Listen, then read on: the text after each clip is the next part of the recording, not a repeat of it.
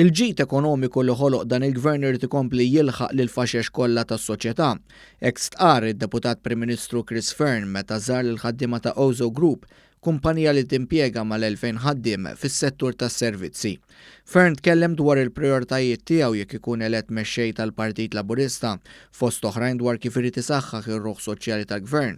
Huwa spjega li jemmel għandha tingħata iktar għajnuna l-ġenituri li affaċċjaw spejjeż kbar tul it-trobbija ta' wliedhom u għalhekk jekk jingħata l-fiduċja tal-membri tal-Partit Laburista se jara li jiżdiedu iċ-Children's Allowance. Waħda mill-miżuri li ħabbarna biex nkomplu fuq ix-xogħol li wettaqna f'dawn l-aħħar snin ma' Joseph Muscat hija l-miżura biex nneħħu l-faqar minn pajjiżna.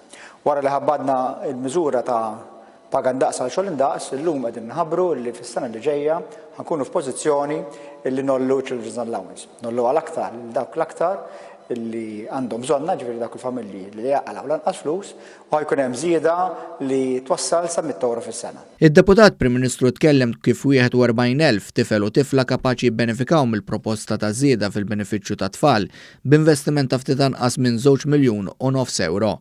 Irridu ngħinu l-ġenituri jkomplu jinvestu fl-iżvilupp ta' wliedhom stqarr Chris Fearn u b'din id-daqqa tit kapaċi nollu il-livell ta' għixien ta' tant familji.